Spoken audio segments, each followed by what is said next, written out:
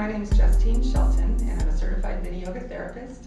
And today I just wanted to talk to you a little bit about keeping your back safe, coming in and out of a forward bend, making sure the pelvis rotates forward so that the discs are kept safe, and then coming up with a strong back so you're actually strengthening the spine and keeping length in the spine so the discs are safe. And I'm a big fan of always bending the knees to keep the hamstrings out of the equation so that you can really tilt your pelvis forward. So feet hip width apart, stand up nice and tall, and I'm just going to slide the hands down the back of my legs. You'll inhale tall, exhale, pull the belly in. You're going to come over with a nice long spine. At the bottom, let the head hang. And then notice that my sacrum is pointing the same way as my spine because my pelvis is rotated forward. That will keep the lumbar disc safe. And then rather than coming up, rounding, or leading with the crown of the head, you can even hear how that changes my voice.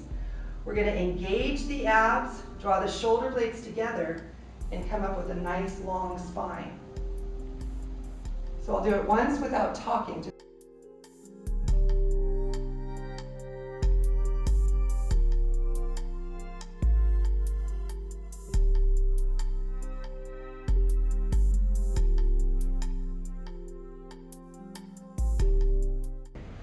Often teachers will teach rolling up like a rag doll or coming up one vertebra at a time, like this.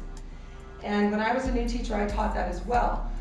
But what I've learned is that compresses each and every disc on the way up.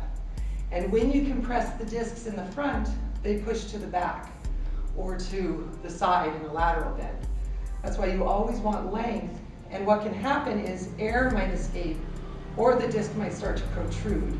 And that gets to be dangerous, and eventually it might bulge and or blow.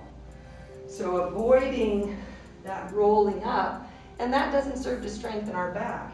Here, shoulder blades drawn together will strengthen the rhomboids, drawing the chest away from the belly, coming up with that nice long spine, and strengthening the erectors all the way up. Try it for yourself and see how it feels.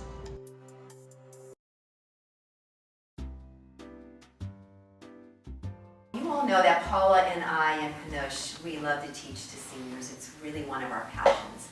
And one thing that we have learned through all of our practices and our teacher trainings and things like that is you've got to be really careful in the movements you offer to seniors because we're all built differently and we all age differently. And one of the movements they always tell us to be aware of is forward bending for seniors. You know, sometimes there's a big red X to go, never forward bend with seniors. And I'm thinking, well, how is anyone ever going to pick up something off the floor, tie your shoe, right? Don't you always have to bend? You always do. So as teachers, we don't want to eliminate forward bending, but we want to make sure that you're learning how to forward bend the right way and the safe way. So many times people throw their backs off bending. It's the number one way probably. And also reaching awkwardly. Right? Like you're picking up a kid off of a car seat or groceries. So I'm going to go sideways so that most of you can see the bending aspect. And I know we go over this a couple times, but I want to go over it again. So this is the cactus hold, okay? So we're going to sit up tall. Remember, sitting up tall means not using the cushion of the chair or the back of the chair. And we're going to sit up with our arms in cactus. So why do I like cactus so much? Because it makes our spine straight. Okay? So take a breath. And exhale, we're going to lean forward a little bit, like maybe halfway. Okay, so this is where your spine is nice and tall and straight. Then you bring your hands to your kneecaps and your spine has not moved its position at all.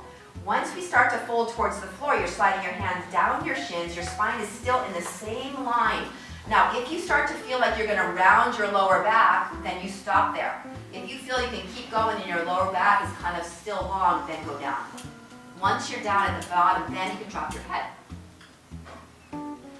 Inhale halfway up. So your hands can come to your kneecaps. You can be looking at the floor, or you can roll the shoulder blades back and you can lift your head up a little bit. So everyone has a choice there for a little back bend. And then your spine goes back to straight and you fold again. So you go again to the fold where your spine feels long. You can drop your head. Now, the right arm is going to come up to the side. Now, you know you can reach it out to the side, shoulder height, or you can bring it up to the ceiling. You decide where it feels comfortable.